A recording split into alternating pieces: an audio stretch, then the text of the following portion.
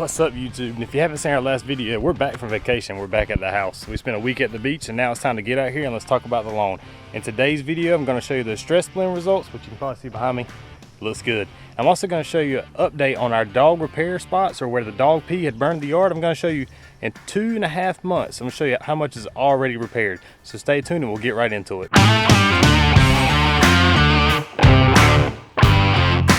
All right, so first things first, let's talk about the stress blend results. And if you can see right here, the yard looks great. I can definitely tell where the stress blend has helped things out. Is a deeper color green or a different color green. I can tell the potassium is really helping. And I'm actually going to show you this area right here on the other side of the fence that didn't get stress blend. I intentionally left it out so I can show you the difference here. We're going to walk over here and look at it. And if you come right here and look, you can see right down this fence line, this has had the same amount of water, same everything, except this didn't get stress blend, this did. Look at the difference between this side of the fence and this side of the fence. I'll just step back so you can see that. Look at the color difference on this side. And now this is the same type of grass. And actually I have a confession to make, because I've seen the lawn care nut finally came out and said this. My yard is actually a mix of zoysia and Bermuda. And they actually work very well together and they grow very well together. And the two blade types look great together. So if you have zoysia or Bermuda in your yard now, they look great mixed in together. And you can see down here, let me actually flip this around. Like the two different blade types work very well. You can see the thin Bermuda comes up right into the zoysia and it looks very well together.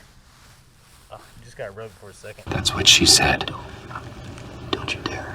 Now I'm actually gonna step over here and show you a different angle. And you can't see my stripes because there's, well, no sun out today. It's kind of cloudy, which is great for filming. Works a little bit easier for me.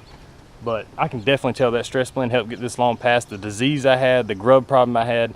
If you haven't seen that video, I'll link it up below, or I'll link it up above and below. That'll work better. That stress blend really helped things get going and kicking along, and it helped this lawn recover so well. And now we're actually starting to get a little sunshine out now. And I'm sorry there was a spot on the camera. I just noticed that, so I apologize for the first like minute and a half of this video that had a little spot right here somewhere. I'm trying to fix it. It's so humid outside, my lens keeps fogging up, and it's driving me crazy. But let's go over here and let's talk about those dog pee spots that we fixed. And if you haven't seen that video, it's one of my top performing videos this month, so I'll link it up here. You can go check it out.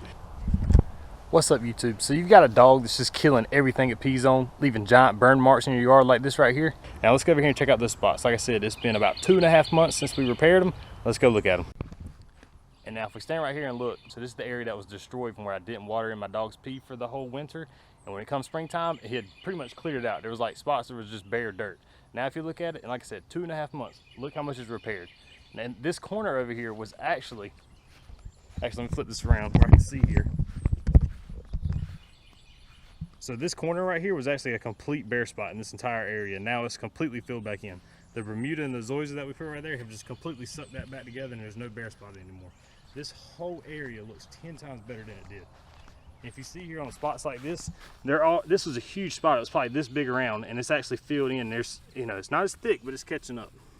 And you can really see there's still a little bit of remnants left. You can see little spots every now and then, but these spots were twice as big, bare dirt, and they're already filling in just by us watering in my dog's pee from now on. And I put plugs in them to start with.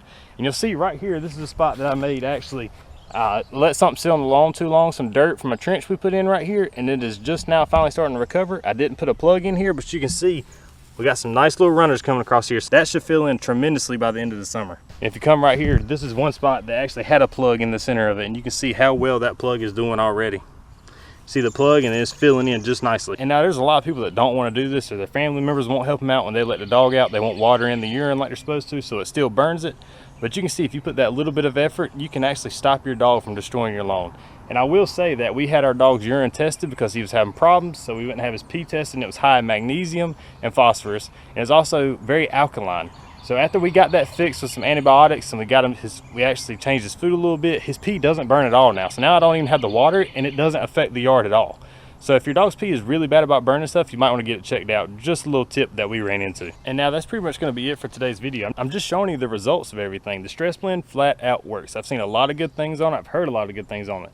The stress blend is a great summer fertilizer. If you're looking to fertilize your lawn this summer, stress blend is what you need. Now I'm coming back up on my time period where it's time for me to fertilize again. I'm not 100% sure exactly what I'm going to use. I got my new sprayer, so I might be going all liquid this time. I'm not sure. A lot of you like to use granular fertilizer because it's a little easier, so I don't know if I'm gonna go that route. I'll probably do half the yard one way, half the yard the other way, or the front yard a different way. And now we also are gonna have some new content coming out this week. It's gonna be a little bit different. We're not gonna be in the lawn. There's a new addition to the channel, and I'm excited to share it. I've worked really hard to get here, so I want to show you what my next passion is, or my passion along with my yard. And there's a lot of people that enjoy a lot of things besides their grass, and if you're OCD like me, you're OCD on a lot of things besides your lawn. So make sure you hit subscribe below, because you're gonna want to check this out. Later this week we have a new video coming out, and it's gonna be a little bit different. I'm gonna start trying to add more of my interest into the channel and not just talk about grass all the time, because honestly, when your grass looks good, it looks good. There's not much you can do for it. I can only talk about problems that I have, and right now I don't have any problems. So let's go into a little bit different content. So make sure you hit subscribe, give me a thumbs up if you enjoyed this video, or if you use Stress Blend and you love it yourself, hit a thumbs up, and I'll put links below for everything we used today. And with all that said, this is Shane Heath checking out. Oh, and everybody have a nice week. I forgot to say that.